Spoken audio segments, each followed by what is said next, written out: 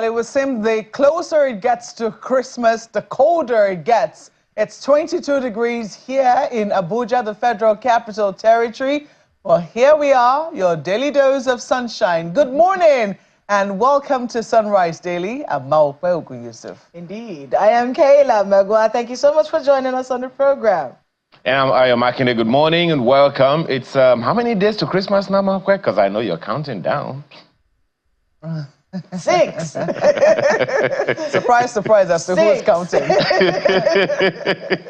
Well, Kayla doesn't really surprise me, trust me. Kayla doesn't surprise me. 6 days, 6 days. Well, what does it matter? We're going to be here working anyway. I don't know about that. I mean, I certainly will not be amongst the we. So, at least. That is heads up.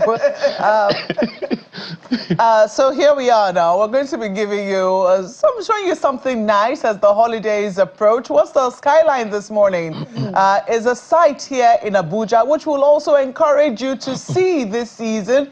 If you're still going to be in the Federal Capital Territory or you're going to be holidaying to the Federal Capital Territory, yes, staycations are still quite popular. If you are unable to make it outside of the country, back to your village, and you're stuck here, as I will be in the Federal Capital Territory, by all means, make this one of the sights and sounds you experience this season. You're saying that it's not the angle that you know, but it's still the same rock. It's Zuma Rock, the rock that has a face. Kayla, yes. What do we know about this rock? Large natural monolith, or Inselberg. It's in Madala. And the argument as to whether Zuma Rock is in Abuja or not, it's in Niger. Okay? It's in Niger State. We will still claim it anyway. You can say it from Abuja. I mean, they have it, but we own it, if you know what I mean. 300 meters above its surroundings. You know, and a very interesting story behind this rock. I think we've talked about this before, Aya, where I said there are so many stories about mysticism around this rock. Many people believe that there are gods on this rock. There are people who worship at this rock, you know. But for the staycation, I'm still trying to get used to the staycation idea. I might try it out this Christmas. But the Zuma Rock Resort, which is around here somewhere, it never saw the light of day. Oh, no. There's a Zuma Rock Resort. There's actually a Zuma Rock Resort. Do not let me mislead you. There's actually an uncompleted hotel which never saw the light of day. That's different. Yes. But the Zuma Rock Resort, I don't know why we're advertising for them, but yes, we'll advertise for them because we understand that some we'll send them a bill later. Some security warnings have told people not to go there. So, but we'll tell you, it is safe right here in the FCT. If you do have the time, there is a lovely resort, and you can play golf, and the children can see animals. I have been there, and yes, I have as well. You can actually just enjoy nature. You know what I love the most about that place, Maokwe? The silence. Oh, yes. The silence is in your soul. You can feel the silence. I cried when we came back into the city. Because the honking of cars and all that noise. You underestimate how noisy our environment is. But when you go to places like this, it does a lot for you. Now, if you don't want to go to the resort or do any of that, you can actually just go hiking around this rock. Indeed. You find a lot of areas where you can hike, take pictures, just relax, enjoy nature. This is majestic, one of the most beautiful things I've ever seen. Indeed. And indeed, one that, you know, I feel like everyone should make out the time to go see. If the Niger State government or the EFCC authorities, whoever wants to take the lead on this, can do what they can to ensure the security of people, you would make so much money from people who would want to just go and be silent in a place like this. Ayo, have we convinced you to come? Have we convinced you? Are you coming? Well, I'm convinced. Actually, I'm convinced. I saw a video recently of some folks, not in Nigeria, climbing a very steep mountain and climbing up and walking down. Maybe you guys should actually make stairs on this wall, dig stairs on the walls of this, so that people can actually go there to do something. You know, climb it, whatever. There is mountain climbing everywhere. And by the way, that rock, I think it's in Abeokuta. that has the stairwell. Olumorok. Yeah. Olumorok. Yeah, No. I'm not talking about. I'm not talking. agree with you. I'm talking about the one that you will dig into on the walls of this one, not build. Dig on the walls of this one, so mountain climbers can actually, make something of it. But I don't know what that'll do to the beauty of it. And by the way, guys, I just made a discovery now. What's the name of this rock, Zuma, right? So I don't know what it means, but what I'm seeing here is that the Zuma people named the rock Zumwa because meaning the place of catching guinea fowls, because this area actually, where Zumwa. Oh, yes. Okay. So this place used to be a thick forest. Can anyone imagine that? And now we can just walk around it. The place of catching guinea fowls. What it is. Okay. Yeah, it's actually Zumwa, Z-U-M-W-A. And it actually means a place of guinea fowls. That's actually what this place was. It was a place where you could catch guinea fowls. And there are a lot of sacrifices of guinea fowls at this rock. Well, we have since renamed it to Zuma. It has nothing to do with the former president of South Africa. And I know that if he comes to Nigeria and he knows that there is a rock called Zuma, he certainly will want to see it. He wants a statue right there. Well, let's take a look at what the papers are saying this morning. How did they capture the presentation of the president's budget? Take a listen.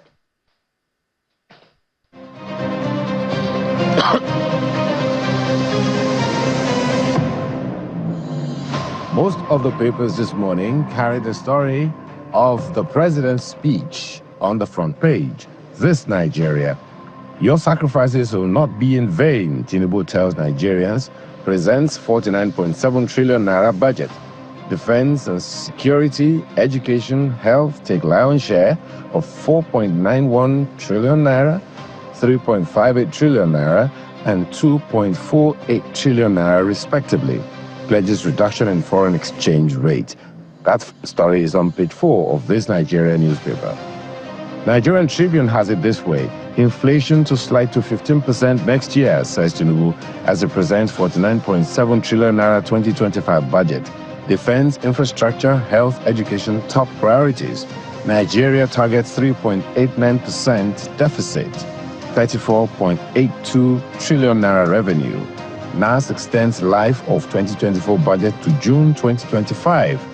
Experts express divergent views on budget estimates. Budget anti-people as coming from the PDP. New Telegraph, 2025 budget.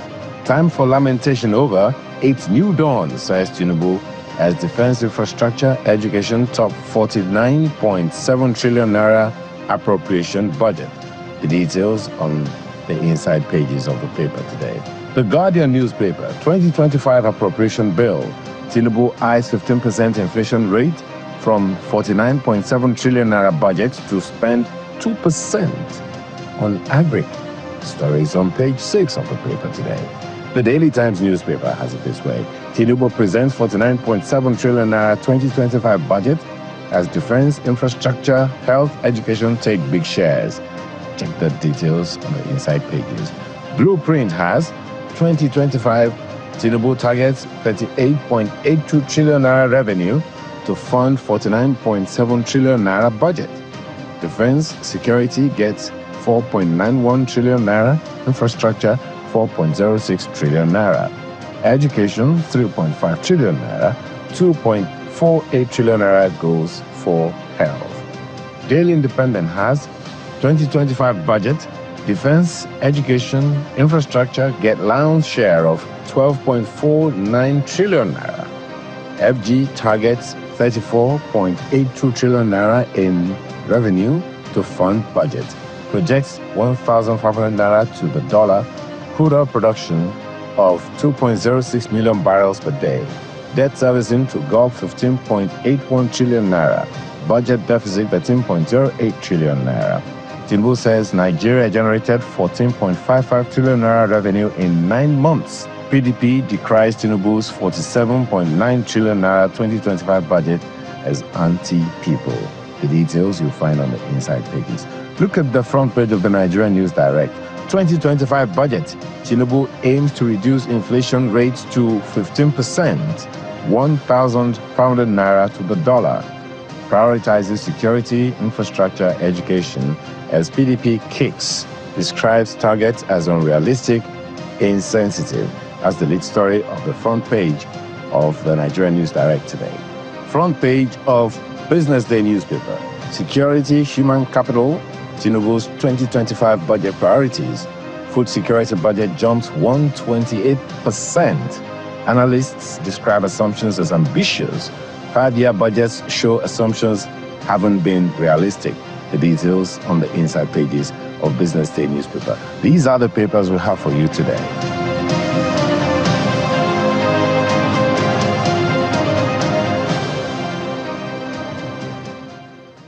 Well, you've seen how the papers captured the president's presentation of the budget there, but there are a number of other very interesting headlines. Take a look, for instance, at the leadership newspapers, something in the spirit of the season. And this is something that we have raised over and over again, that in many other parts of the world, when it's the Yuletide season, there's usually a discount, there's usually promo, there's usually something, to get for customers to actually feel the spirit of the season, not the increase that we usually experience in Nigeria. In Nigeria, it's quite the opposite. You find that when it's closer to the Yuletide, people are paying more for things that they ordinarily would be paying, less for during the ordinary season. And so oftentimes you find people advised to buy early, buy in good time so that you avoid the Christmas rush, and you also avoid paying extra.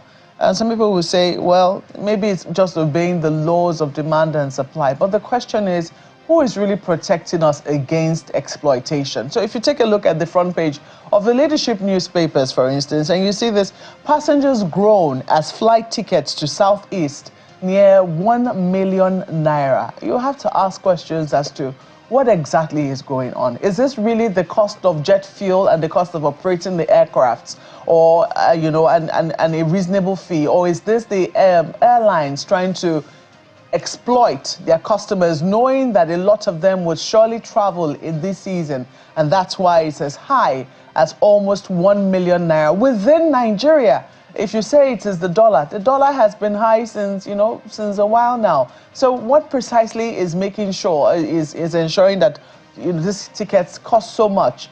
I think that the FCCPC, the Federal Consumer Protection Council, which has taken the airlines up in some regard, really needs to step on the throttle on this one and ask deeper questions of the airlines as to what exactly is going on. There needs to be greater attention paid to customer service, and all of the service agencies which are in the business of consumer protection, Servicom, they need to up their game in this season. While everybody else is going on holiday, your people cannot go on holiday. There have been plenty of complaints, and I think we received one very recently from somebody who booked a ticket, expensive as they are right now, on a third-party platform, on a travel agency platform. It turns out that it was a fake ticket. So there are questions as to who exactly is standing up for the consumer in this season and making sure that they are protected from exploitation. FCCPC, we look to you. Kayla. Speaking of regulations, I want to be able to take a look at the Nigerian Electricity Regulatory Commission. And they are looking at the tariffs right now. In fact, there's quite a lot that's happened. And I'm taking that from the Guardian newspaper today. In fact, I'm reading most of it from page 2 of the Guardian this morning.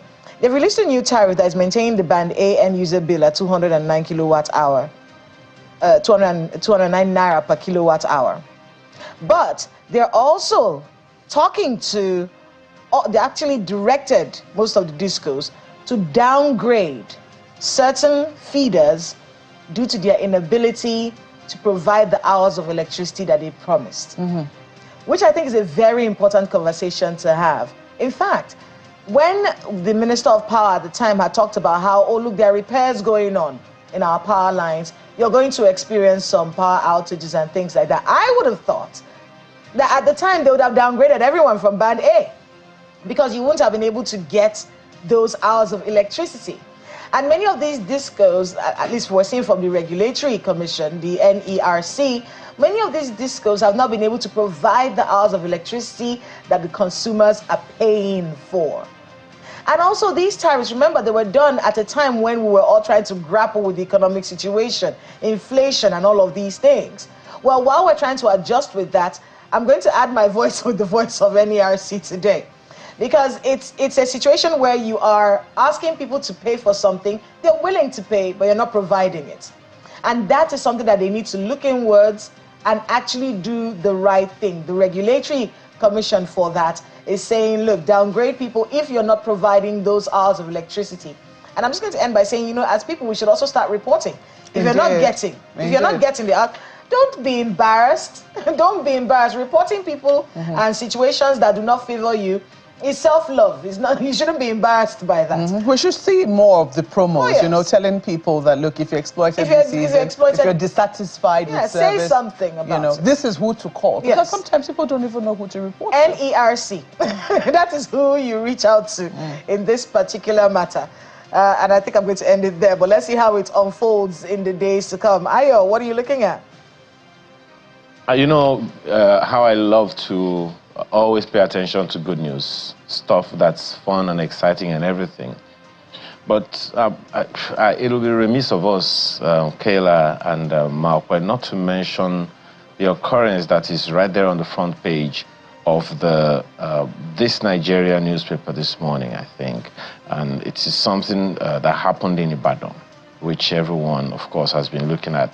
Right there on the top, right beside the nameplate, is the Ibadan tragedy. 30 children feared dead after stampede at Carnival. Very, very touching story.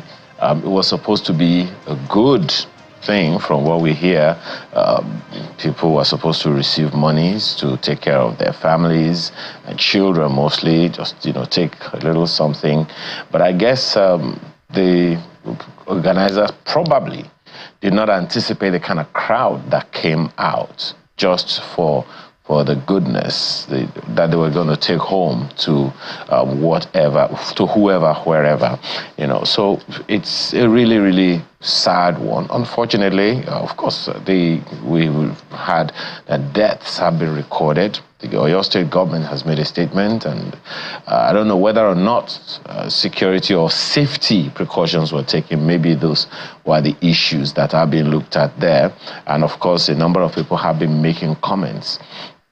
I really don't know what to say. My heart just goes out to those families now. 6 days to Christmas, and this is what some of them are going to have to live with. Is very, very unfortunate, and we pray that God will give everyone the fortitude to bear this loss, and that the Oyo State government will have all the sympathies it needs, and this issue would indeed be addressed. And whoever is involved, whatever compromises were made, somehow, it'll be addressed in a way that everyone is satisfied at the end of the day. Really, really sad and unfortunate, ladies. I don't know what your take is on it. Indeed, Ayo, you can say that again. And it is really, really heartrending, and our hearts and condolences to the government and the people of Ibadan, particularly the parents who have lost children in this. I think this is part of the things that we're highlighting also in this season. Safety, attention to safety, attention to security, lives and property. People matter. You know, from the story that we're reading, this was supposed to be something that was organized for 5,000 children. But from the night before, we understand people already started keeping vigil at the venue, which already indicated that clearly more than 5,000 people were going to show up. What were the safety arrangements put in place to ensure that children are safe, or the people who go to the venue are all right?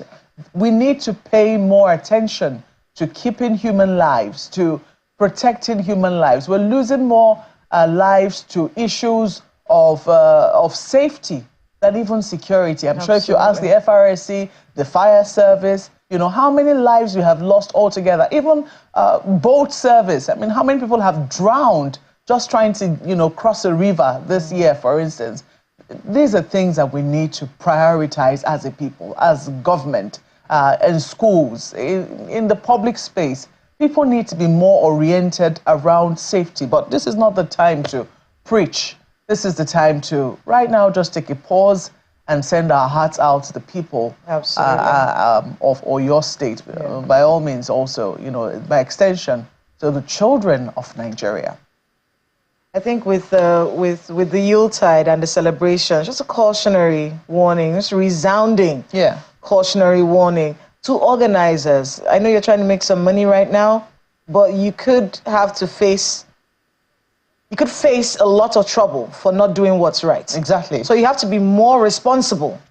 You have to be more responsible. And parents right now, I know you want to take your kids out. You want the most affordable place to take your kids to right now. You also have to do checks. I know it's a hard time, but we all have to be calm, patient, and cautious. And of course, our hearts go out to the families who are mourning right now. Well, at this point, we'll take a break, and when we come back, we'll be looking at the issues that we have for you lined up. Please stay with us.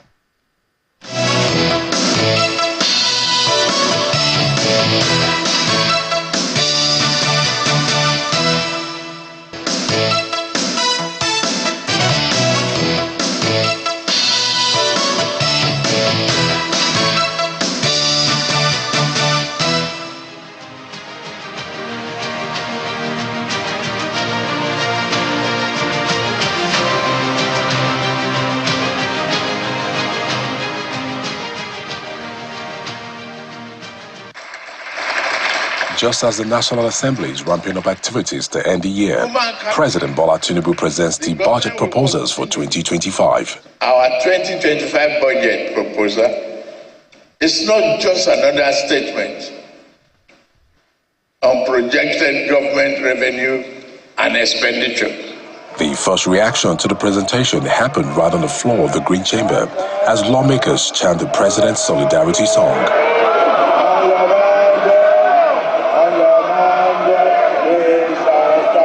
Tagged Budget of Restoration, Securing Peace and Rebuilding Prosperity, lawmakers react to some of the indices and allocations in the proposal. Based on the parameters we have used in the medium-term expenditure framework, the inflation rate will reduce from over 35 to about 15%.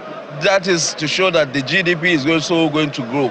Defense have about 4.7 trillion. Infrastructure, 4.7 trillion. Education and health put together about 5.7 trillion. This is the highest so far we have gotten in any budget of the Federal Republic. We haven't gotten this amount in capital development before. The presentation is coming days to the end of the year, and that will affect the January to December cycle for the budget implementation. This elicits some reactions from the lawmakers as well. There is no way, there is no magic wand that will make it possible for the National Assembly to pass the budget this year.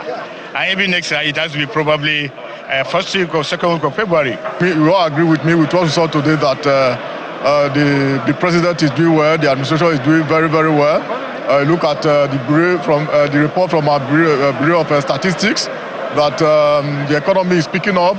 I think we are present at about 3.5%. From the numbers, it's looking good. Shortly after the joint session, the Senate reconvened plenary to give legislative backing to the extension of the 2024 budget.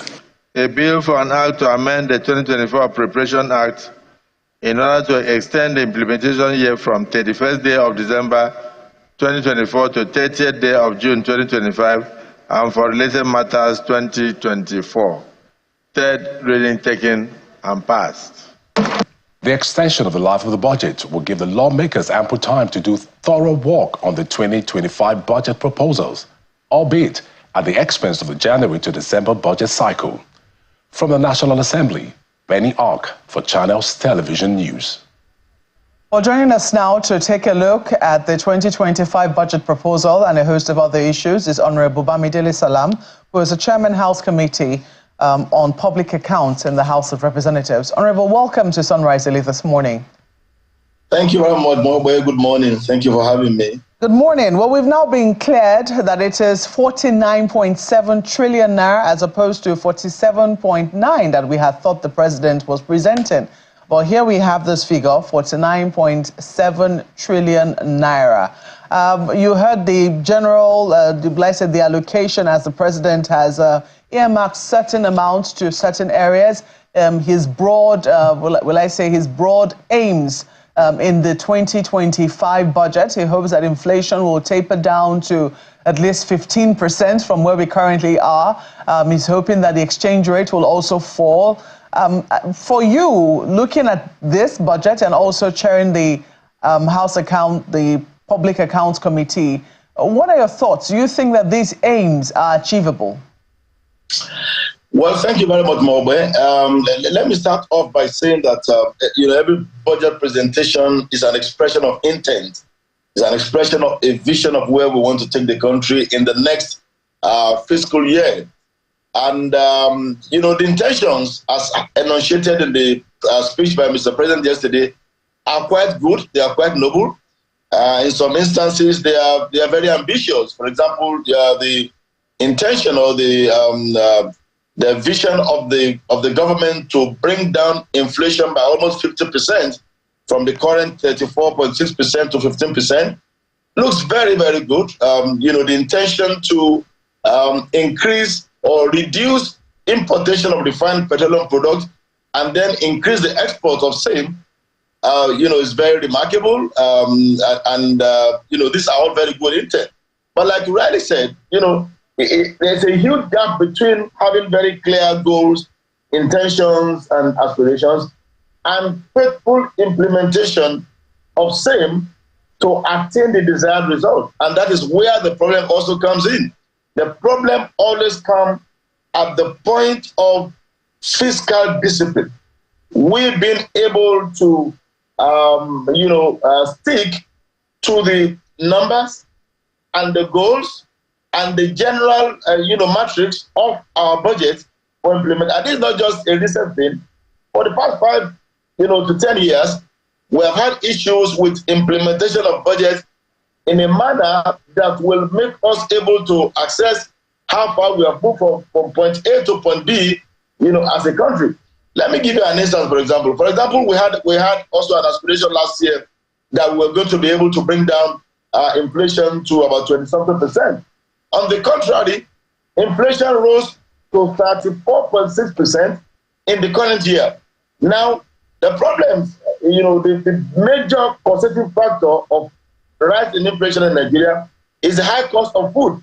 And high cost of food is as a result of insecurity in most of the communities where these foods are produced, where they are grown, as well as the very poor infrastructure, especially road infrastructure, which hampers transportation of farm produce from the place of production to the place of consumption. So this is just one example of our failure to adhere to the basic principles of budget and be able to, at the end of every year, say, okay, we are going to tick these boxes as some of the accomplishments that we have been able to, to attain in a particular fiscal year. So on a general note, the budget is ambitious, looks good, well, subject to having the details of the specific project, for example, that the federal government intends to fix with the 4-point-something trillion naira appropriated to infrastructure. Until we are able to see those details and then able to compare them with what has been done in the previous year, it will be very difficult, for us to be able to say, oh yes, we're actually moving forward. I'm very happy that you mentioned agricultural production, and the president mentioned it briefly. He says increasing agricultural production is central to our food security agenda, but insecurity has crippled this vital sector. Those are the president's words. He says we're supporting our farmers with funding and inputs to reignite productivity. Food security is non-negotiable. I'm just wondering whether for you, when you look at the fact that there are many of the sectors, he mentioned how much was being allocated, but to the agric sector, no specific amount was mentioned, and it would seem that that was all that was mentioned in agriculture. An admittance that, is being crippled. The vital sector has been crippled. Was that enough for you? Thank you very much, Mabe. I agree absolutely with you. I would have expected that we will have specific figures in the budget speech, even though the budget details currently before the National Assembly will have those details.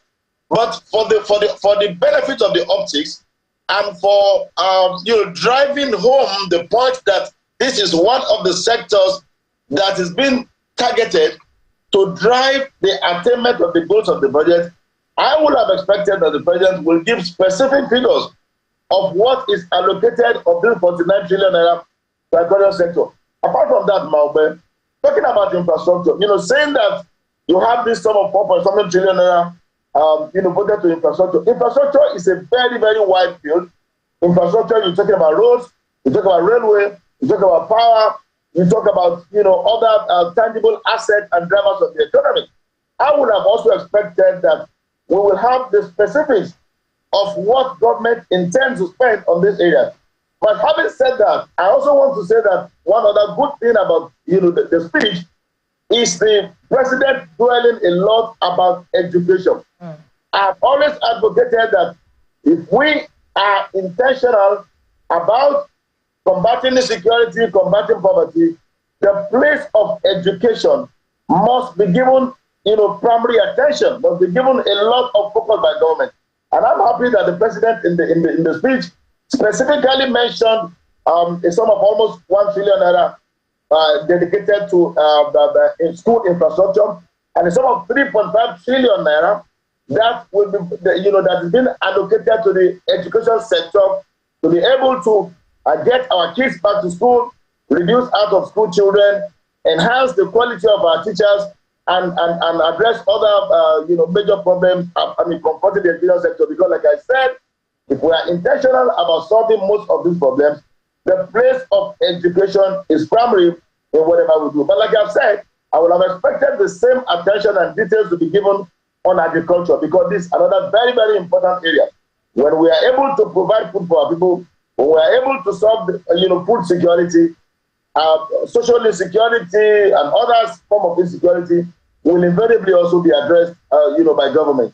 I want to be able to stay on education with you because I'm seeing this, the Public Accounts Committee, which is what you chair, is asking that NECO, UI, Ministry of Labor and 21 others be removed from the 2025 budget. Could you talk to us a little bit about why this is important? Well, again, the purpose of a budget, like I said, is to drive economic growth. And our laws and systems have also put in place measures through which we can track implementation of budget and judicious expenditure of monies appropriated by the National Assembly or generated as internal generated revenue by ministry, department, and agency. Now, the Public Account Committee, as a constitutional committee of the House, has a mandate to ensure accountability, to ensure probity, to ensure efficiency in the use of resources allocated to this ministry, department, and agency. Unfortunately, we have had a situation where some agencies of government have become recalcitrant, refusing to honor invitation, refusing to honor summons, refusing to appear to account for previous allocations given to them in federal budget, some in 2020, 2021, 2022. And one of the penalties specified by the Financial Regulations 2009 and other enabling laws on issue of accountability in Nigeria is that ministries, departments, or agencies that refuse to account for monies appropriated by the National Assembly or refuse to honor invitation to render those accounts can be delisted from further funding. And that is exactly what the Public Accounts Committee did by reviewing, the last few months, the last 13 months, and looking at those ministry departments and agencies that have consistently refused to honor invitation or even submit documents which will, authenticate their judicious and lawful use of resources previously allocated. So I think for those, one of the appropriate measures as stipulated by regulation is to stop further, funding for them, so that we can know how, this. Let me give you one example of the National Examination Council, NECO. The NECO has been given invitations up to 5 times by the Public Account Committee. They have neither responded to any of the invitations nor physically attended any of the summons. Same with every other agency, 24 of them.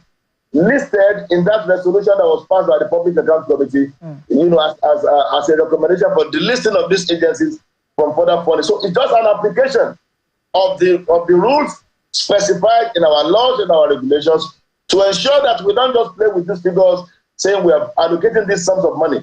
We have to have value for money. The ones we allocated previously, how were they spent? How much value do we have for the quantum of funds that we have allocated to each of these sectors? And that is what the National Assembly is asking these agencies to come and explain, to come and speak to, which unfortunately they have refused to do for so many months. And then this is a measure of last resort to ensure that they act in a manner that is lawful, in a manner that is constitutional, in a manner that is also globally, acceptable. It is an acceptable practice all over the world that you must have an evaluation, you must have a review process, you must have an auditing process to ensure that monies that are allocated to agencies are spent for the purpose for which they are spent, and they are spent in the manner for which they are required to be spent. Well, I'm sure you'll be keeping tabs on that particular topic, and we'll be following you to see, how it all unfolds. I want to switch gears a little bit, still talking about the budget, though, to some of the things that President Bola Tinubu said. One of the things that he talked about was this is not the time for lamentations. Time for lamentations are over, and it's time for action. And then he kept talking about believing in the resilience of the Nigerian people. Now, this budget is supposed to create some 34.82% revenue, supposed to generate that much revenue in 2025, and the reduction of inflation. I will certainly reconnect to that connection, that conversation, a very, very important one, no doubt, talking about the budget aspirations. And of course, you know that there's been some reaction. The conversation we're having with Honorable Bamidele there is one that is really quite curious. One of the questions that I'm hoping I'll be able to ask him when the time comes is how useful, how functional is the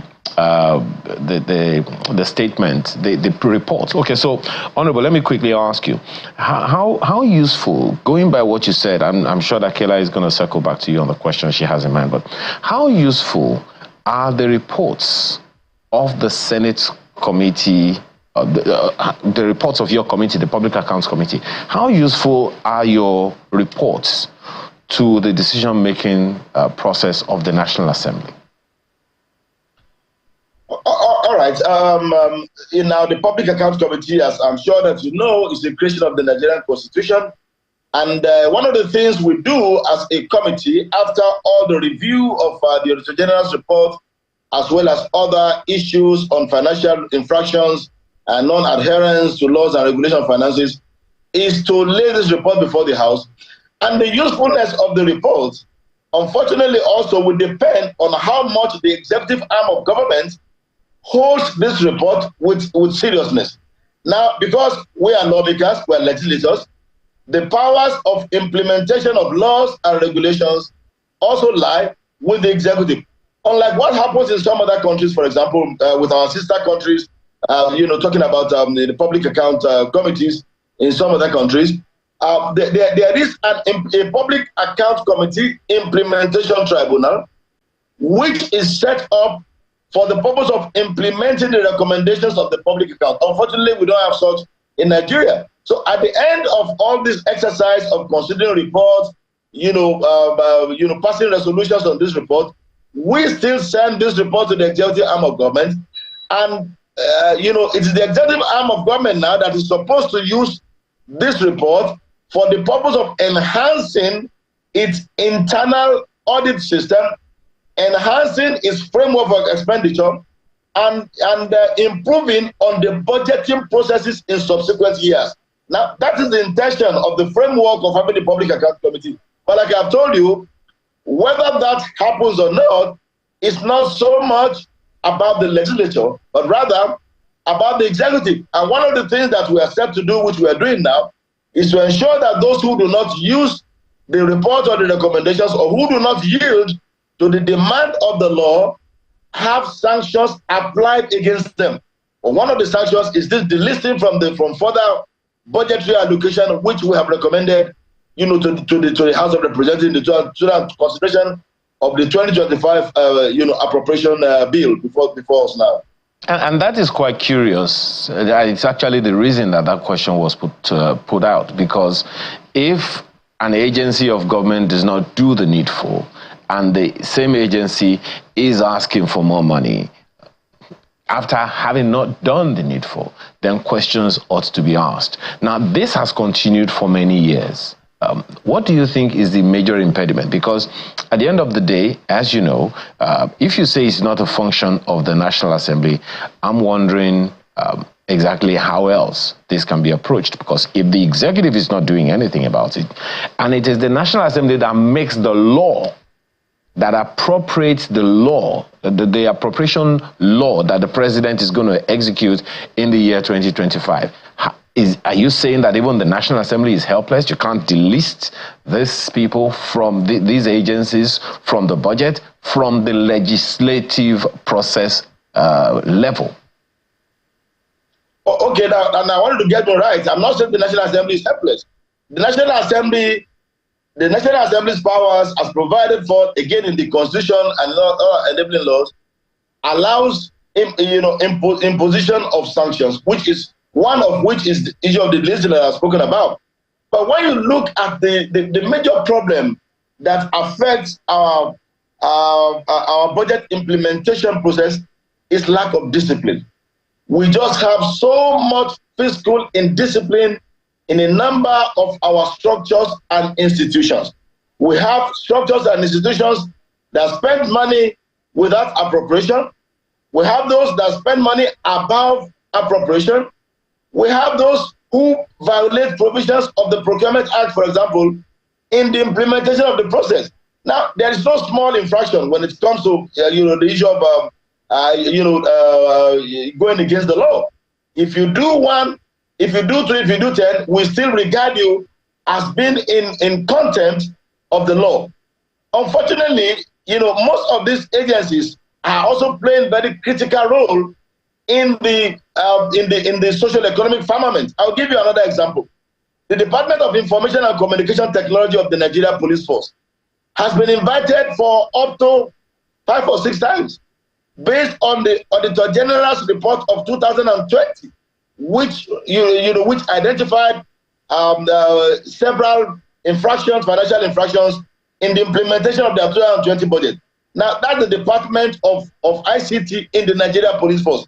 As we speak, they have neither written nor appeared to defend that. Now, if you go ahead and apply the big stick, as it were, and say, okay, yeah, there's no further funding for you, imagine how that will also hamper the effectiveness and the performance of the important role of the police, because that is a very critical unit that drives the technology of the Nigeria Police Force. So in applying these sanctions, the National Assembly also tries to find a balance in a manner that will not also impede effective delivery of an important service, social service, economic service to the Nigerian people. So it is in finding this balance that we then have this dilemma of what do we do? We just talked about like the University of Ibadan. The University of Ibadan was also invited.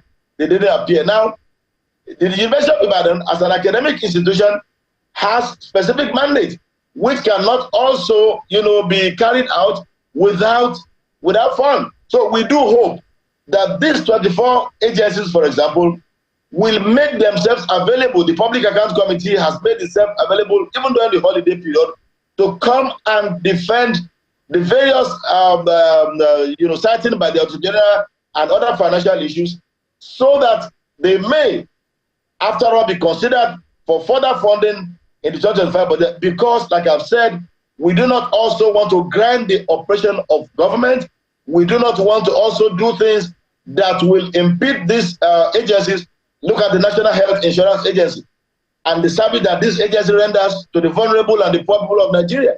Yet, they are one of the agencies that have refused severally to appear to account for money spent to them. So we do always look, for the balance in this area. But as for us in the Public Accounts Committee, the job that has been given to us by the Constitution, by the laws of Nigeria, we will do in a manner that will ensure that Nigeria, is globally competitive when it comes to the issue of transparency, accountability, and financial discipline. I'm looking forward to what maybe the civil society organizations or maybe even the courts will be able to do something about that, because accountability is at the core of public service, one would expect. But then looking at all of the issues that have been raised, your party has come out to say, as far as the PDP is concerned, this budget of the president is unrealistic. Some say it's ambitious. As an officer in the National Assembly, which is it for you? Well, let me say that when we work in the National Assembly, we do not work as political party helpsmen, so to say. I respect the views of my political party. They have made their position known, and I will leave that to the spokesperson of the political party to express the position of the party. But as a lawmaker who has sworn to an oath to defend the Constitution of Nigeria, to defend the interests of the electorate and the people of Nigeria, I do think that this budget offers some hope. This budget offers some ambitious indication, but it is one thing to have hope, it is one thing to have a vision, it is another thing to arrive at the desired destination. And the missing link, as I've said earlier, is lack of fiscal discipline.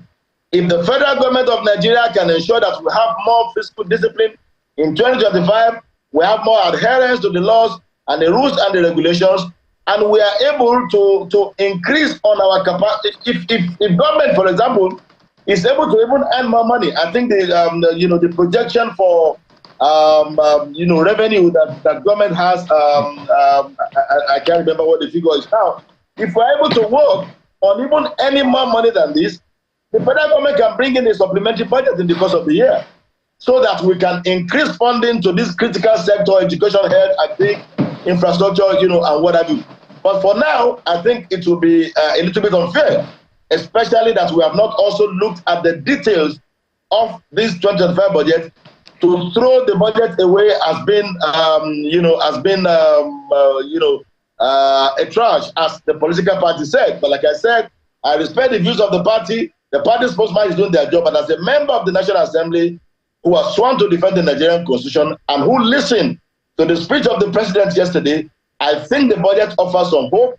The budget offers some opportunities for us to have a new beginning, only and only if government will be determined, dedicated, and disciplined to walk the talk as contained in the president's budget speech and in the actual document itself, which the House of Reps will begin to debate today as the bill comes for the second reading.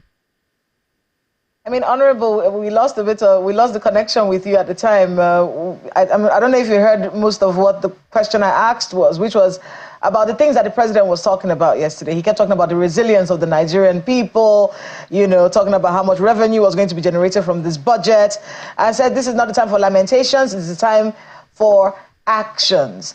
Now, juxtaposing the figures and the breakdowns really that we're seeing of this budget, with the expectations of government and then the expectations of the Nigerian people, do you see these things working out, especially for the Nigerian people in 2025?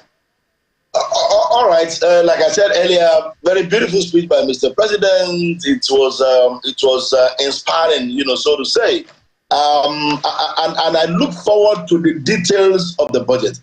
I will expect, for example, that some of the key provisions in this budget, especially on offering social safety nets to the poor and to the vulnerable members of the Nigerian public, will be more general than we had in previous years. I am aware that the federal government is trying to create a national social safety register, which will make the implementation of the social security programs more scientific, more data-driven, which is one of the things that we lack in the past. We do not know who gets what. We do not know, how these things are channeled. And I do hope when we get to sit down to look at the details of the budget, that there will be, a very reasonable proportion of provision for the humanitarian ministry, for example, for the National Emergency Management Agency, for the Commission for Migrants and Internally Displaced Persons, and for some other agencies of government that deal with addressing the current the economic dislocation, social dislocations that we have all over the country. And like I said earlier on too, fixing the issue of out-of-school children is very, very, very critical. We cannot continue to have these numbers of out-of-school children in all parts of the country, especially in the northeast and the northwestern part of the country, and expect that we can combat insecurity, combat poverty, and combat other ills successfully. It just will not work. I do hope that the figures will actually, be such that will translate into tangible results, so that by the time we are doing a review of the 2025 budget, we will be able to say, oh yes, the president delivered a very beautiful speech, an inspiring speech, and he has taken us from the point we were as of January of 2025 to a more progressive and more sustainable destination in December of the same year. I do really hope that we'll be able to say that at the end of the year. That we notice, well, it happens almost every year with the budget, at least in recent years, that defense always takes the bulk of the budget. And many people have always tried to ask, so what's the money being used for? Is it actually making the impact that it's supposed to make after taking the bulk of our budget? Is there a breakdown necessary? Yeah, to be very fair and to be very candid and fair to men and women of the armed forces and the security agencies, I think the lion's share allocation to that ministry is justifiable, is necessary, and has impacted on their operations in the previous years. I mean, we can all see the figures. Things are not as terrible as they were, especially as it has to do with the issue of insurgency and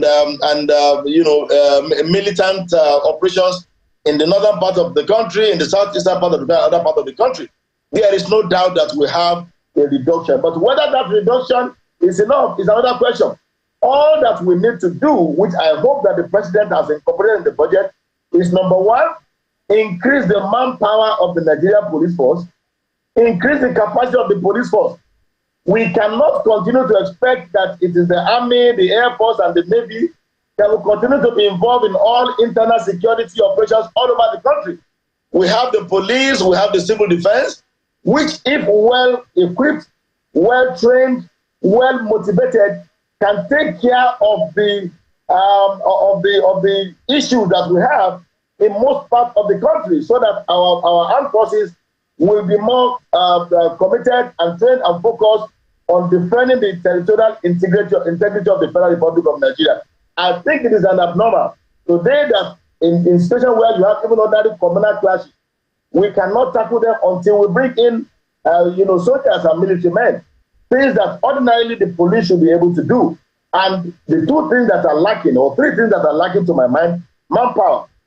The second one has to do with the equipment that they have, and lastly, the training, which is by far the most important thing. What kind of the quality of the manpower that we develop in our security agencies? We do not just recruit men into the police and the other security agencies on the basis of sentiment, somebody bringing in a slot from here, somebody nominating somebody from here. It doesn't work that way. You only get what you did. It's garbage in, garbage out. The quality of the manpower is such that must reflect capacity, must reflect the intent of the person going to the security forces as somebody who actually wants to go and lay down his or her life in defense of his fellow countrymen. Honorable, as we wind down now, I'd like you to also comment on the subject of corruption, because implied in Kayla's statement when she was asking for a breakdown is that to be able to measure impact, we need to know what it is, where our money really is going. And the president did admit, in number 31 of the speech, he says our nation faces existential threats from corruption and insecurity and suffers from many past poor choices. From what you have seen so far, do you think that we actually have the machinery in place to be able to combat corruption, which the president has identified as an existential threat? Yes, in terms of the structures, we have the structures. We have the Economic and Financial Crimes Commission, the Independent Corrupt Practices Commission, the Nigerian Financial Intelligence Unit. We have the structures. What we lack is a synergy among those structures, And importantly also, and I did say this in one of the engagement we had with the Office of the Auditor General for the Federation, that as a country, if we focus more of our attention on preventing this theft of public funds, preventing wastage, preventing corruption in these organs of government, we will have saved ourselves a lot of trouble trying to go after the money after they have been stolen. It will interest you to know that the EFCC chairman said this recently. When we hear all these several billions of naira recovered by the EFCC, they are just like a drop in the ocean in the quantum of funds that are either misappropriated, misapplied, or outrightly stolen. If you vote 10 naira for any project in Nigeria, you'll be very lucky to have 6, 7 naira actually spent on that project. So if we are able to strengthen the Office of the Auditor General for the Federation, which in most other jurisdictions is the supreme audit institution that is empowered to prevent fraud. If you can have up to 50% prevention, you will do less work even trying to prosecute people spending so many years in court, hiring senior advocate of Nigeria, spending money, and then you are confronting people that also have billions and trillions of naira who can hire 10 SAM, who can do so many things to frustrate the case. Unfortunately, the Auditor General's office, as we speak, apart from the specific provision of the Nigerian Constitution which creates that office, does not have an audit law. The audit law has been going, the audit bill has been going back and forth in the past 10, 12 years, has not been passed. We do hope that this time around the House of Reps has passed it. We do hope that the Senate will pass it very soon, and that the President will be gracious enough to accede to an audit bill, which is a bill that will strengthen the audit capacity of that office, and invariably also help us to prevent most of these corrupt practices in our public expenditure. If we do that, I think we'll have solved a very good part of the problem we are confronting. How quickly do you think this bill will be passed? This appropriation bill? Well, I do hope that by February it should be possible, because the Speaker of the House of Reps has charged us to make sure that we cut short our Christmas and New Year break. And even during the break, I know that there are some committees that will continue to engage with the relevant MDAs to consider their budgetary proposals. So give and take, I'm looking at by February we shall have a budget properly called. All right, February, we will certainly keep a date with the members of the National Assembly. We have to thank you so much for coming on Sunrise Elite this morning.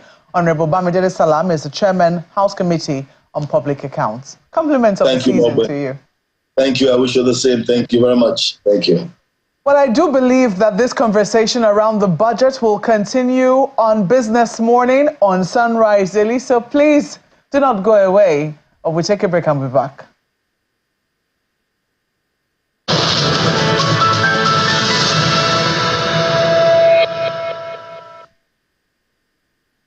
Certainly, Mark, it is the budget that's still the biggest story in the news in Nigeria at this time. And yes, today we're not seeing physically, we see virtually. So, but it's still good to see you and hear you from Lagos today. Good morning, everyone. Welcome to 30 Minutes of Business. And that happens on Business Morning on Sunrise Daily. I'm Ini John Mekpa. And now let's do business, starting with the Naira. NAFEX appreciated, well, unlike the previous trading session, to fix right here at 1,500. That's for this 555 Naira 45 kobo. Well, I guess I should just mention in the budget, we see that the benchmark for the Naira is 1,400. But I guess the government does have a plan to settle it at 1,400 so that the calculations in the budget is more realistic. So we see that it was down 0.08%, while for NFEM, it was 0.31% down at 1,538 Naira 87 kobo. The previous day, we did have intervention from the Central Bank of Nigeria, but not so for yesterday. Now, I'm still staying around the CBN. The CBN has reported that diaspora remittances through international money transfer operators totaled $4.22 billion from January to October 2024. That's almost doubling the $2.62 billion recorded in the corresponding period in 2023. The governor of the Apex Bank, Mr. Olayemi Cardoso, disclosed this during an interactive session with Senate Committee on Banking, Insurance and other financial institutions. The increase in remittances represents a growth of approximately 61.1% in 1 year. Remember, some adjustments were done to IMTOs, and that we can credit to this increase being recorded. We're providing a monthly breakdown. Cardoso notes that remittances rose from $336.61 million in September 2024 to $402.38 million in October 2024. Now we go to the global oil space and see that oil prices fell in early trade on Thursday after the United States Federal Reserve signaled that it would slow the pace of interest rate cuts in 2025, and that potentially could affect fuel demand. So we do know that there was the expectation of a 25 basis point cut, and that happened. But guess what? That was already priced into the market. And so what investors are looking out for or using at this time is the future statement, and that's that there may not be a cut next year. And we've seen that reflecting in commodities. We see Brent went down 0.45%, $73.06 a barrel. WTI 0.51% in the red, $70.22 a barrel. The false reverse much of the gains of Wednesdays when price settled higher as U.S. crude stocks fell and the United States Federal Reserve cut interest rate, which happened and was announced. Well, we'll come to Nigeria now. Some good news for consumers of PMS, which seems to be, I think, everybody in the country, and it's coming from Dangote Refinery. Well, Dangote Petroleum Refinery has reduced the price of its premium motor spirit products to below 900 naira per litre to provide the much-needed relief. This is how they say it, for Nigerians ahead of the holiday. And some people have called this as a Christmas hamper, Christmas presents coming from Dangote to consumers in Nigeria. Well, the refinery, which previously, remember, lowered price to 972 truckers per litre. That happened in November 24, has now announced the new price of 899 naira 50 kobo per litre. And this reduction is, they say, is designed to ease transport costs during the festive period. So I'm sure we'll be looking out for how long it will take the stations, the retailers, to now translate this reduction in the price. Whether we'll hear that there's old stock, so they're still selling from old stock. You know that story. But we'll see that. Dangote, thank you so much for this Christmas gift to PMS consumers in Nigeria, reducing the price to 899 naira 50 kobo. And this was disclosed by the Group Chief Branding and Communications Officer of Dangote Group, Mr. Anthony Chejina. He said that the company has also introduced a special offer to further benefit consumers. In addition to the holiday discount, Dangote Petroleum Refinery is allowing consumers to purchase an additional litre of fuel on credit for every litre bought on a cash basis. So I think you will have to go to the stations to get that. But I mean, this is good news at a time like this. Now, economic think tank, that's the Center for the Promotion of Private Enterprises, has commended the presentation of the 49.7 trillion naira 2025 budget by President Bola Tinubu. In a statement released by the Chief Executive Officer, Dr. Muda Yusuf, the CPP says the priorities are laudable and appropriate for the prevailing economic and social conditions. However, the advisory firm says that the plan to commit 15 trillion naira to debt servicing is one of the major downside risks to the fiscal space for the next year. The CPP explains that there's urgent need to reduce the country's debt exposure as well as address the high cost of government borrowing locally and internationally. So we will stay on the budget issue in a moment. But first of all, let's have a conversation with the Group Managing Director of Capital Field Investments Group, Mr. Raphael Lewu, joins us virtually. Mr. Lewu, good morning. Good morning. Yeah, so we're going to go to the issues, around FX and, looking at the year and all of that. But I wonder, have you had any time to look at the budget? Do you have any thoughts on it? On the proposed budget? I'm sorry, I didn't hear that well. Can you hear me, Mr. Lewu? Okay, I can hear you now. I didn't hear the question. Can you please take that again? Okay, I was asking if you had time to look at the budget or you've had conversations around the budget that was presented by the president yesterday. If you could share your thoughts on it. Yes. Well, thanks. For me, it's interesting considering the figures we're looking at. A lot of comments have come from different sources about how ambitious it is, but relatively, it's a drop from the over $30-something billion that we got in 2023, or 2024, I beg your pardon, from the figure that we had then. But now, at over 40 trillion naira, if you look at the ingredients and the assumptions that will be given, exchange rate at 1,500, projection of 2 million barrels per day, and what I call it rather ambitious, oil price of $75.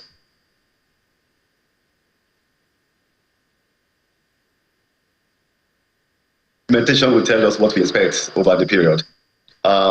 The allocations are different things to me. Is another thing for anyone to talk about. How much are we spending for security and defense? How much of these budgets do we have allocated for education and then capital expenditure? If you look at this comparatively in the past, do we have a departure from where we were before? Some will say to you, look, so much money is going to defense. What about areas like health, agriculture that will help boost food production during the period? My view will be the issue of prioritization during that period. I mean, are we doing enough to ensure that this will impact the people? Because the critical thing for us in Nigeria today, the inflation that we are facing, many people are talking about this. If the government is able to implement in a manner that will have the impact that the people will talk about, and they're speaking to the reforms, that, to my mind, should be what we'll be looking at. Right, sir, thank you so much for that. But away from that, let's go to the monetary side. Now, given that the Central Bank of Nigeria's recent policy shift, what role does financial innovation play in driving economic growth from your perspective? Yeah, thank you. So financial innovation obviously will have direct impact with how economic growth will be.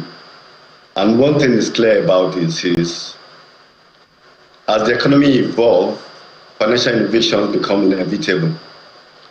And so financial innovation will help to drive the various indicators we're looking at in the economy. Things like the innovation will help with financial instruments, technology, and payment systems.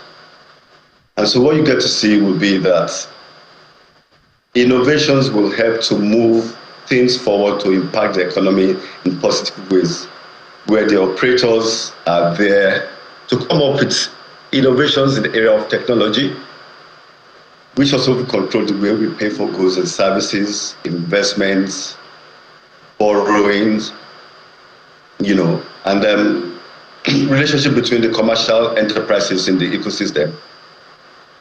That's what financial innovation will do in relation to what we have with the economy. So a lot of Africans are not very happy with, the international, especially the Bretton Woods institutions, IMF recommendations. They believe they are they bring more harm to the economy than good, because of course they'll give requirements and conditions. But regarding fiscal consolidation and revenue generation, what are your thoughts on IMF's recommendations? Yes, thanks. So in recent times, we've heard the IMF talk a lot about fiscal consolidation and revenue generation. And their recommendations hinge around those two very key areas.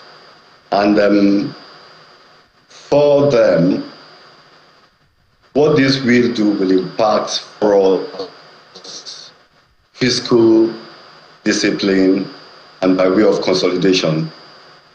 And then the benefits they believe that will help for us in the economy. Revenue mobilization is one of those. It will go to impact structural reforms, progressive taxation, social.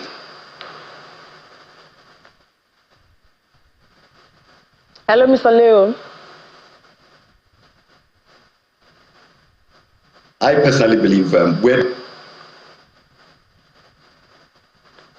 Can you hear me? Yes, I can hear you, Mr. Leo. Please go ahead. Oh, it does seem like the network from Mr. Leo's end is fluctuating, unfortunately. I guess we would have to see if we can get him back.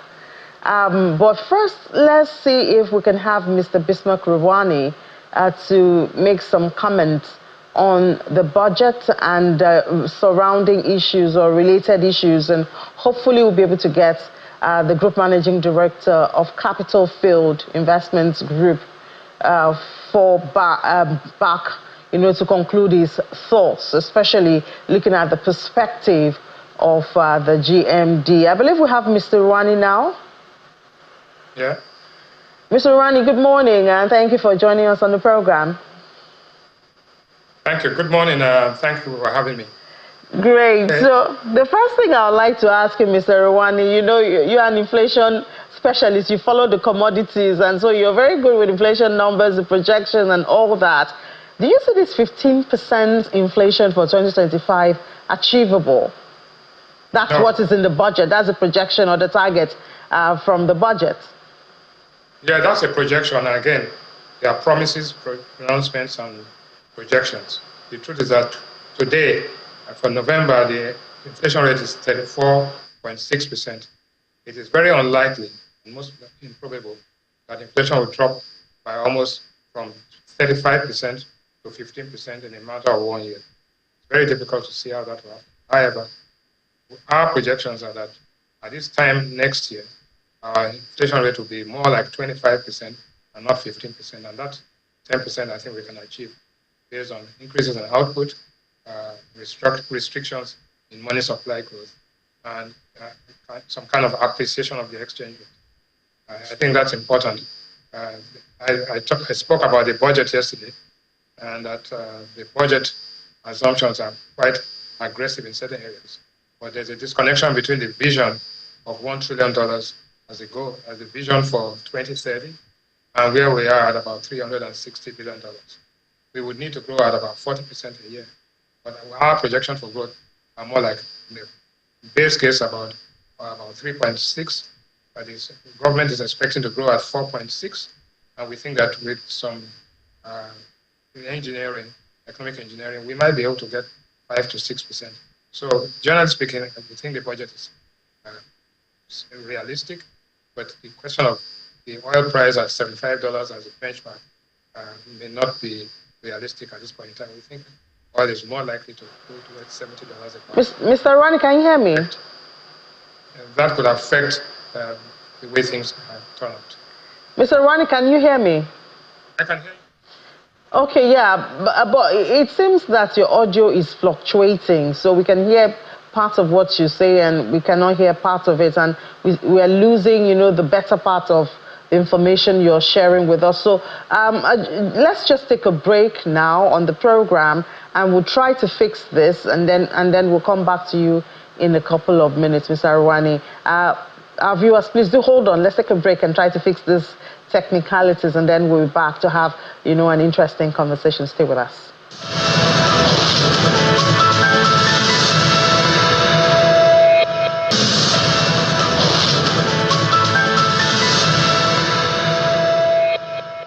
Welcome back. Still watching Business Morning on Sunrise Daily. Just before that break, we were speaking with Mr. Bismarck Rwani, the Chief Executive Officer of Financial Derivatives Company. Mr. Rwani, I hope we'll have a better conversation now. Look at those. I think so. Yes, it sounds so. So we hope it stays that way. So, Mr. Rwani, please help us to clarify. So, what is the peg for the dollar? Some in a document I've seen says 1,004. I'm seeing 1,500. Which one is the right one in the document, the proposal, the appropriation bill for 2025? I think the budget moved from the first time when they had a medium-term expenditure framework, it was $1,300 to $1. During the initial budget presentation, it was $1,400. And now the president has come out at 1,500. I think that 1,500 is more achievable, more realistic, and more probable. Our own indication was that by February, FDC is suggesting and projecting that the Naira will trade at 1550. I think that's what is likely to happen. So it's more realistic this time, and we think it is achievable.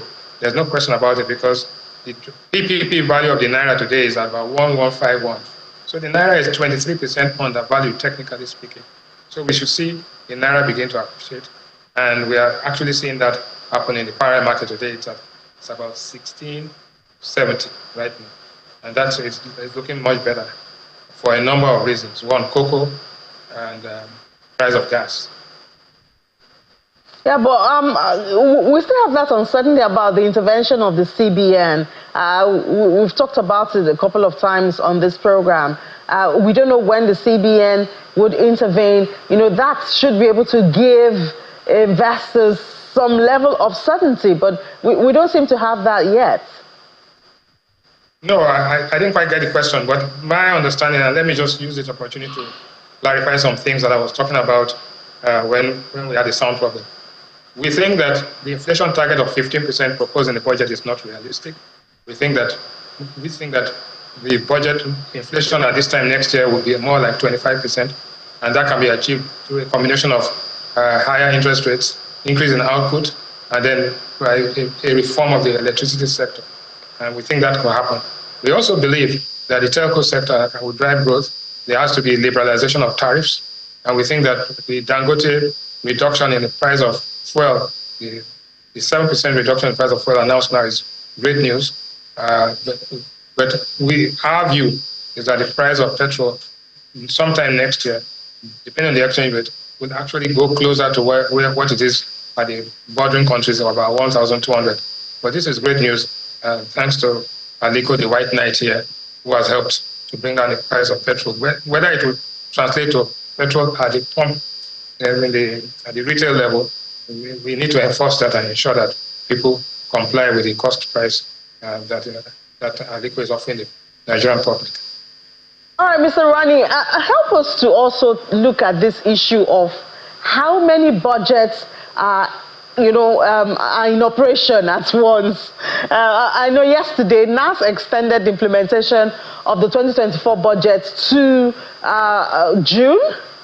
Then we have like 2 other budgets that are still running. So it's a question on our minds. Help us to clarify this issue of the budgets that we have. What does it mean? Does it mean some projects, the governments will go to the 2024 budget, the other ones, they'll go to the supplementary? How does it work, really, having this many budgets? Normally, the budget always carries over into the first 3 months of the following year. In other words, if you have a budget for 2024, you can still spend the carryover into March the following year. Now, because the supplementary budget this time came in late, they have extended the tenure of this budget to June 30, 2025. So what it means is that you have the 2024 budget running, you have the supplementary budget of 2024 running till June, and then you have the 2025 budget. So essentially you will have 3 budgets running at the same time, but that's not the key thing. The key thing is how much is being spent, how much is being earned, and what's the impact on growth, inflation, and the welfare of the people. That's the most important thing. And I think that is what we need to focus on.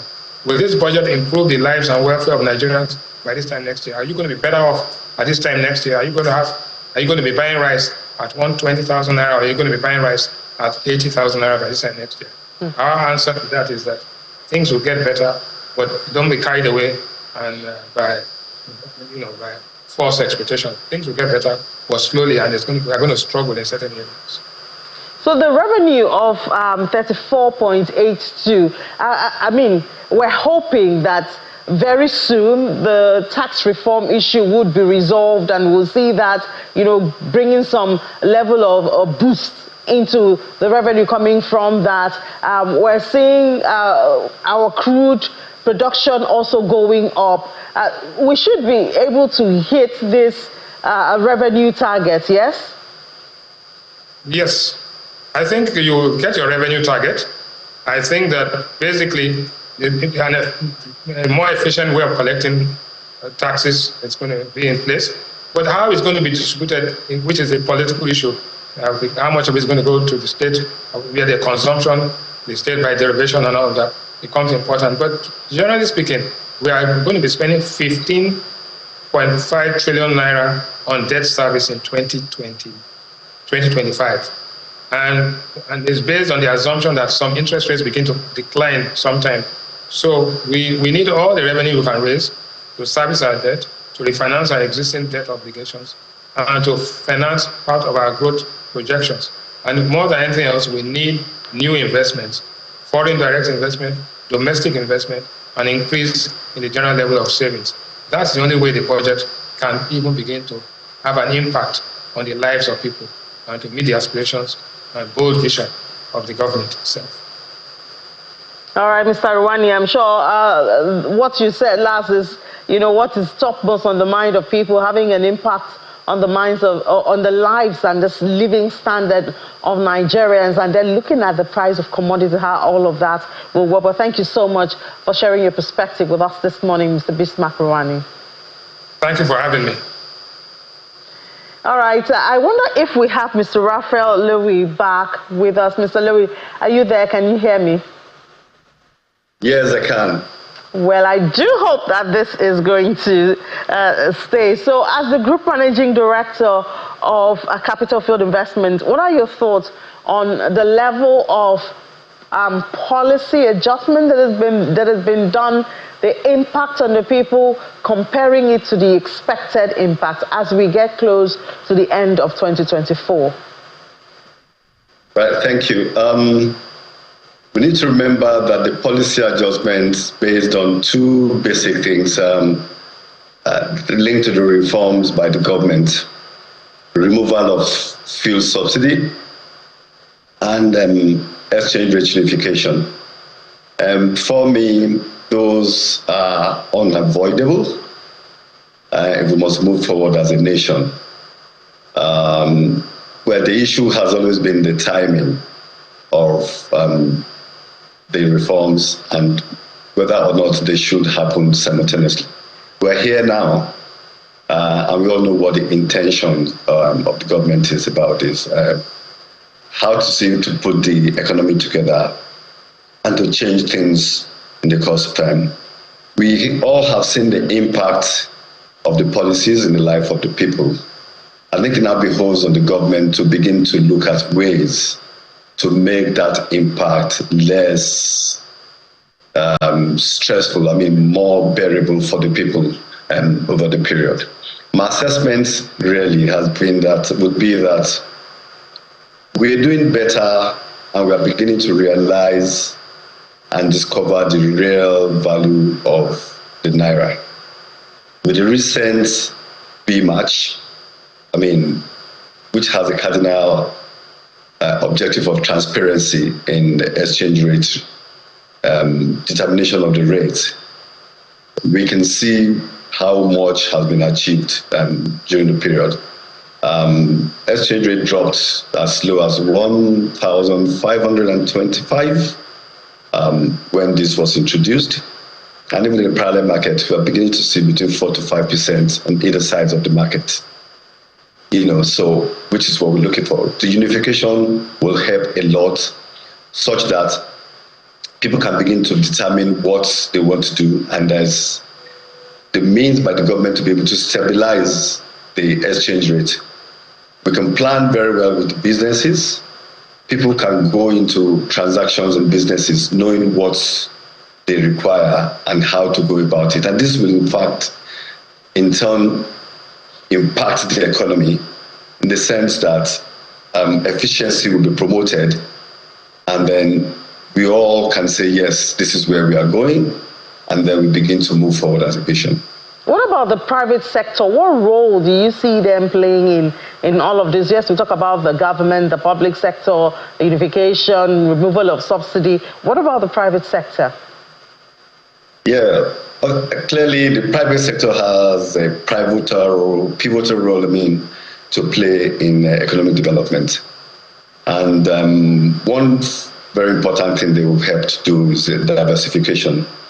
The private sector is positioned to help move our economy from the monolithic nature and the dependence on oil to other areas, diversification to areas like agri, technology, with particular reference to Nigeria.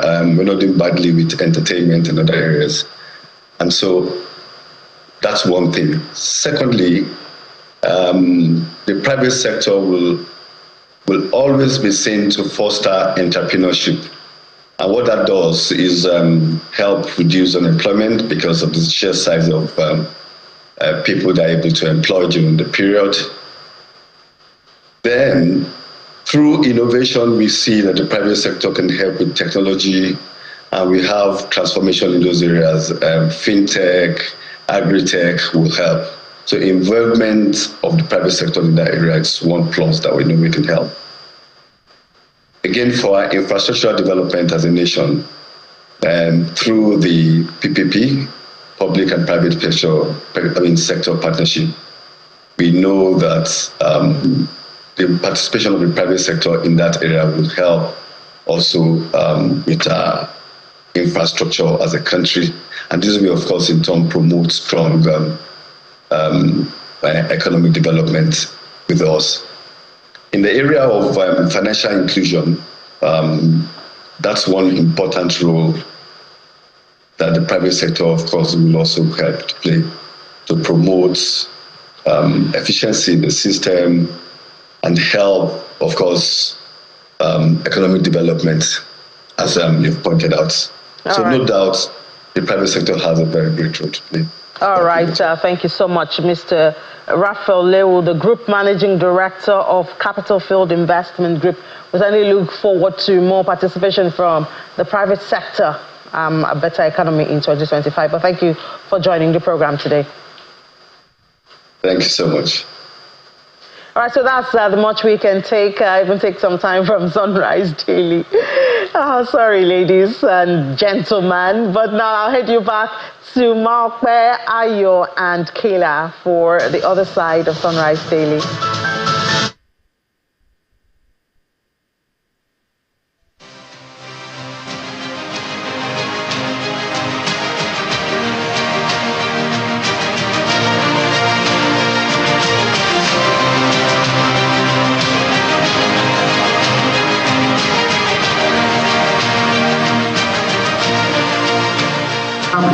That the foreign nationals use that facility, the building I'm talking about, that is located at number 7 Oyinjola Street, which anybody can mistake for the corporate headquarters of a financial institution. They use that building to train young Nigerians in the art of initiating romance and investment scam. And also, they use the identities of these Nigerians to perpetrate criminal activities. Indeed, all the floors in that building, 7-story building, all the floors are equipped with computers and other state-of-the-art gadgets. On the fifth floor of that building alone, we were able to recover 500 SIM cards of various local telcos. These were procured by these foreigners and given to Nigerians to use in cybercrime activities. Their Nigerian accomplices were recruited by the foreign kingpins to prospect for victims online through phishing, targeting mostly Americans, Canadians, Mexicans, and several others from European countries. They usually arm these young Nigerians with desktop computers, mobile devices, and create fake profiles for them. For those who show interest in this investment, activation fee for an account on that platform starts from $35. So far, our investigation has revealed that the criterion used by these Chinese and other foreign nationals used for recruiting young Nigerians into their nefarious activities is ability to use the computer, especially typing skills. Well, that's Mr. Wilson Owujaren of the EFCC announcing the largest single arrest the commission has made in one fell swoop. 792 people were arrested in one day. Of that number, 193 of them were said to be foreigners, while 599 were Nigerians. There are lots of questions to ask around that particular arrest and expectations, of course, from it as well. This morning, we're joined by Mr. Laolu Akonde, who is a former special advisor, a senior special assistant to the president on media, and now just practicing as a journalist. Mr. Akonde, it's good to see you. Good to see you again. I always enjoy this segment with you. I do not know why. Maybe I enjoy it a little too much. But this is what we were told just a few days ago, 2 days or three days ago, the EFCC made, but it was reported, I think, a day after this arrest that the EFCC made. As a journalist watching this and watching the announcement and seeing the number of people who were displayed on the ground. Yeah. I was looking for exactly. I was looking for a better word. Than paraded. Paraded. And I think that's a more appropriate word to use on the ground. What came to your mind? What were your thoughts when you saw them? Yeah. Okay. A few things. Firstly, that we have to commend the leadership of the EFCC for being able to expose this kind of stuff, because you will wonder how long this kind of conduct has been going on.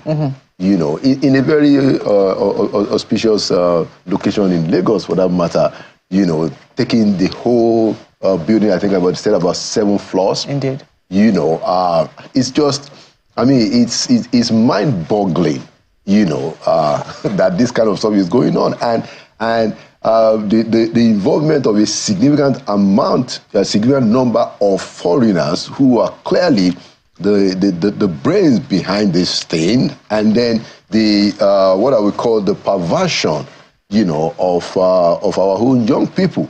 So it is mind-boggling, and we are grateful for the kind of leadership that you have in the EFCC that has exposed this, and hopefully we deal with it, legally. In terms of being a crime. But the larger issue, the larger worry that I have is that, we have to re-emphasize the urgency of the need for us to tackle this youth unemployment. We could see that there are quite a number of efforts that are on the ground. So it's not as if, the government and society said they are not doing anything, but we need to stress the urgency. They could just get 500 Nigerian youths, who we haven't spoken to them, so we don't even know how they got there. But of course, they must also know that this was crime, because it's something that is based on deceit. But I can find that like number in one place, and like I said, we don't know how long this has been going on. It just tells us that we have very few luxuries when we are dealing with this problem of youth unemployment. Is it really an unemployment issue, or is it a society value system that's a bit warped. To be honest, when I saw that crowd, it wasn't too shocking. In parts of India and other parts of the world where these sorts of crimes happen in groups like that, they rent offices like that as well. Right. In fact, we had a former EFCC chairman who actually partnered with the country, and they went and they knocked down an office, like they knocked down the doors of an office like that, also in Lagos, where they arrested a group of people like that. You know, so it's a trend that we see around the world. But my question really has to do with the root cause. I know that unemployment is a very big issue, right? But do many of these people who commit these sorts of crimes care about things like employment? They're more interested in fast money. So is it an unemployment situation, or is it a society where values and morals have broken down to a point where all people want to get is in my pocket fast, quickly, as opposed to having to come to work like me and Mark, driving to work in the morning, attending meetings, and you two doing all of this. many. I mean, in my mind, I want to get what your thoughts are. Do you think young people care about working? Many of these types of young people. Well, I think that it's a whole society, whole governmental approach. So I don't see it as neither nor. Okay. It's everything working together. You are right. You know, we have very deep moral crisis. You know, the values have descended, as declined significantly, and so you know people will get into this kind of stuff. You know, so that's important. And it's also critical for us to say it, like you have raised a point, that look, while we are trying to sort out the reforms, many reforms in our economy, you know, essentially, and hopefully even in our politics, you know, we also have to deal with who we have become as a people. You know, we have become a people where even parents, you know, they think it's cool to get somebody to sit exams for their wards. You know, in examinations, there are miracle exam centers where everybody wants to go, and you know that, you know, we have settled down to just accept this thing. Somebody makes money, we don't even care, you know, the source of it. You're going to make him a chief, you know, is invited, even in some of our religious places of worship, and they are accorded places of honor. So the person that we have become, you know, is a big, as a matter of fact, it's even bigger actually than the reforms, but everything has to go pari passu, because even if somebody wants to be notorious, or somebody wants to do something that is not right, if they have compelling opportunities, because you will see that the decline in opportunities, you know, is what indicates the decline in morals. They go together. Okay. The opportunities are less, the morality value is also declining. So it's something that we need to work together. And what we have not done enough of, while we are doing a lot in the area of reform, we have not really done enough in trying to ask ourselves, who have we become as a people? It's a key question. For me, when we discussed this particular issue, I remember Kayla highlighted it on the front pages of the dailies the day after this was reported. I was very concerned about the issue of capacity. You know, the EFCC, the EFCC arresting this large number of people. I imagine that part of the reasons why there will be so many people involved in this will be because people will think, if they catch me, it will not be only me. We are too many. You know, 792 people. Where's the holding cell to hold all of them? How are they going to process all of them? You know, does the EFCC have the manpower? So, to your mind, I mean, how do you see the EFCC being able to see this arrest through to the extent where there will be justice meted out? Well, you know, that's a very important question that you've raised, and something that crossed my mind also. Hopefully they will find a place to keep them, you know. Feed them? To keep them. I know, keep them. And feed them. We have to feed them too. Feed them, yeah. Now 792 people. That they are suspects and they are in their custody. They have to take care of them. I imagine that they will have to improvise even if they don't have. But I imagine that they do have, you know, the capacity to undo it. But the question is, for how long? So we also have to have a whole government approach to this fighting of crime. Why, yes, EFCC takes the lead in economic crimes and some of these things, you know, there has to be the involvement of other government agencies to try and sort this thing out properly. We shouldn't just dump it on one agency. I mean, it's the same question that I've raised, that, okay, EFCC is trying to arrest Yahya Bello. You know, is EFCC that is trying to arrest Yahya Bello or the federal government of Nigeria? So we have to have a whole government approach so that, you know, there will be different agencies who will be involved. You know, I guess, you know, maybe police may even have a better capacity of dealing with this kind of a number, you know, but I'm sure that they'll be able to sort out that important detail. Know, it's a police officer who begged to be anonymous because of how popular he is, actually sent us a message about this particular issue. And he said, cybercrimes are federal high court cases, and federal high court processes are slow and cumbersome.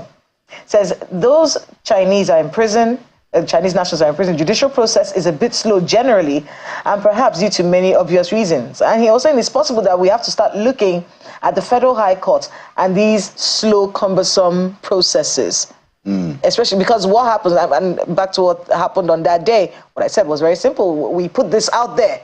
It's on the newspaper. We are outraged. But the process of actually convicting people so that there can be actual deterrence, you know, to this sorts of behavior. Yeah, so we have, kind of gets, it falls in between the cracks at some point. So we have to get back to the idea of special courts.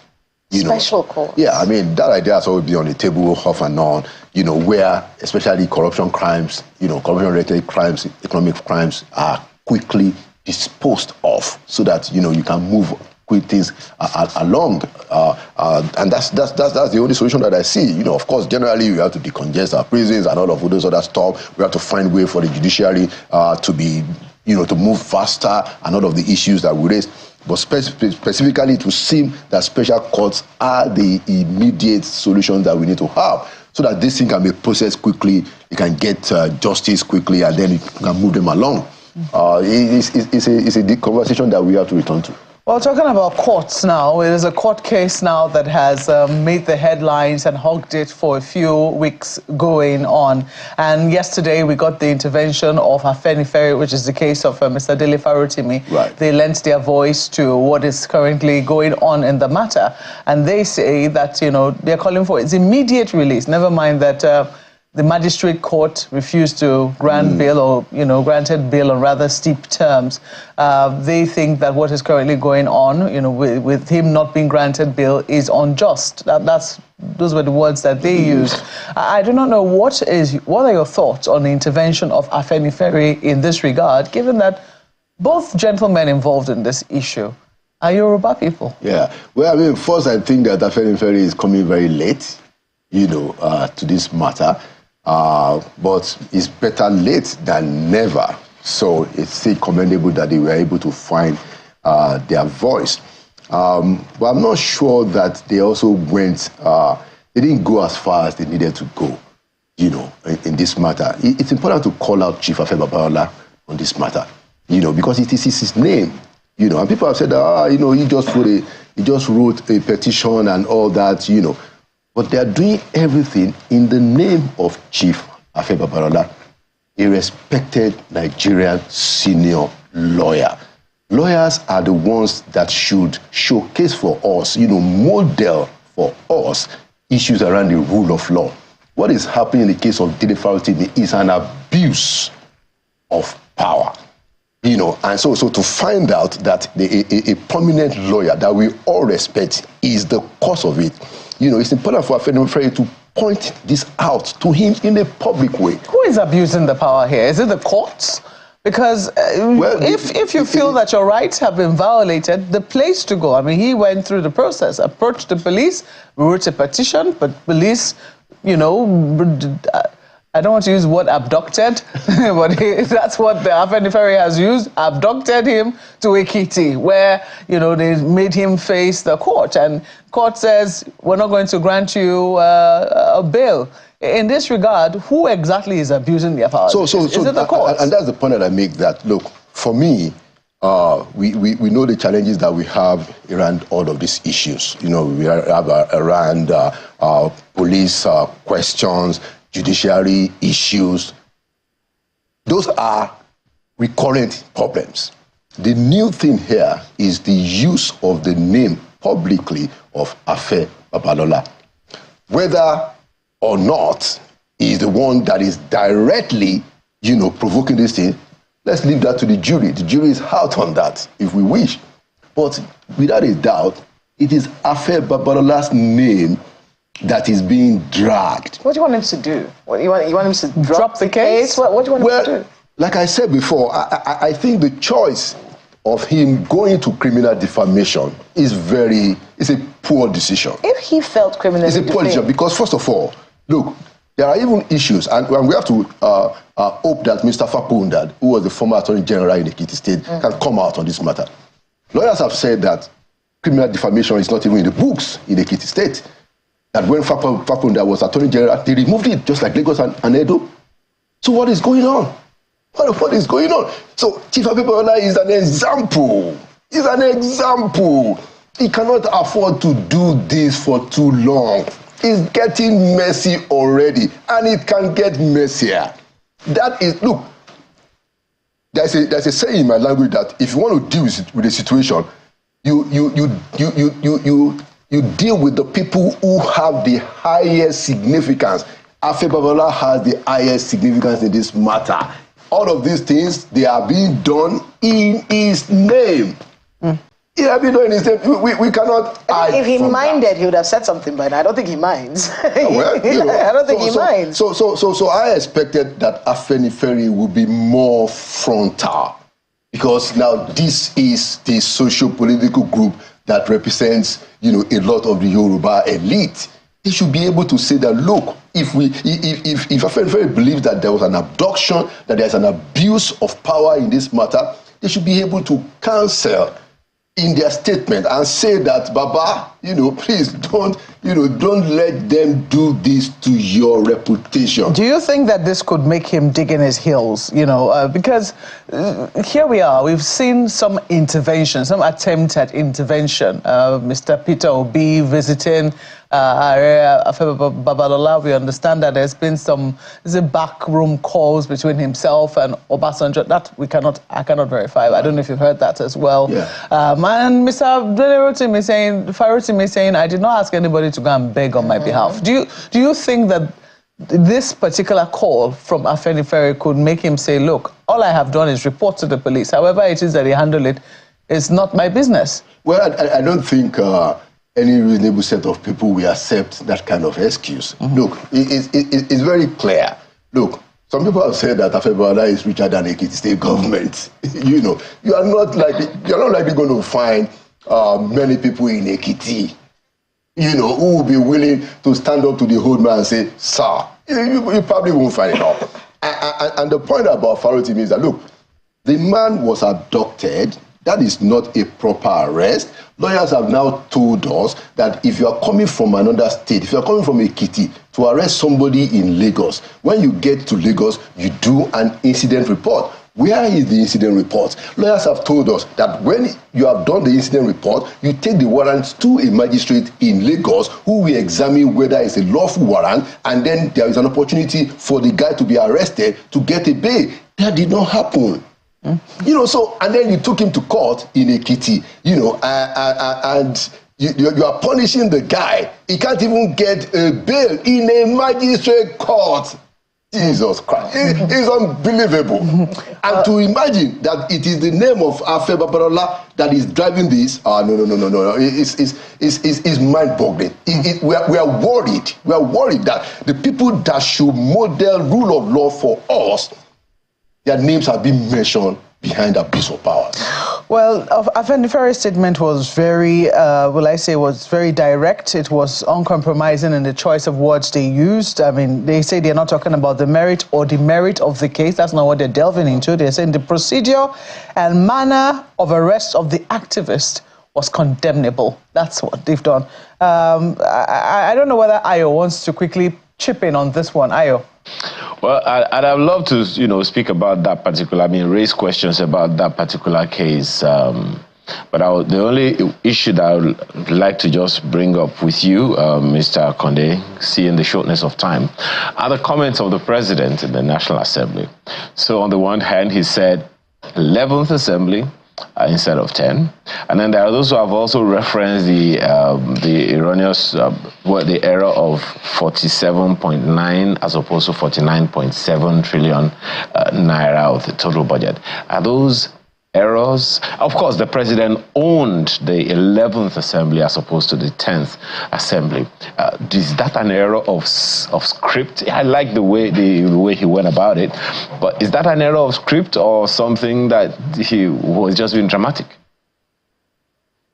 Well, the first thing I would say is that you have to give the president the credit for his candor. He said that, I wrote 11, so he didn't play any games around it. He took responsibility, so it's not a big deal. He immediately corrected himself and said that, well, I thought it was 11. And then, of course, he went ahead to make a joke about it. And then, secondly, the issue of 49.7 or 49.78 or whatever, you would expect that kind of figure stuff should be properly nailed down so that we don't have to deal with it. But I think they were quick enough to also make a correction. So it's not really a big deal. And if you look at the difference, it doesn't even come up to 1% of the whole budget. So important, notable situations, but nothing to really worry about, in my view. Some people say it was a joke that the lawmakers were taken as a prayer, but never mind. We'll see, what happens in the next elections. But back to this Mr. Farotimi's case. Right.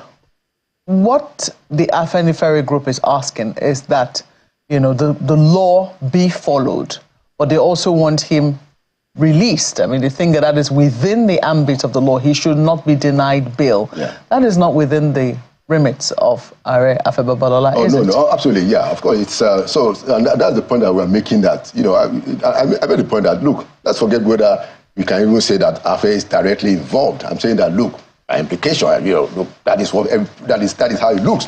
Now, it is the courts that should sort out that matter, and we have this kind of a confusion. Again, part of the problem that we have is that a high court is, on even serious matters, says that, we give you bail on liberal terms.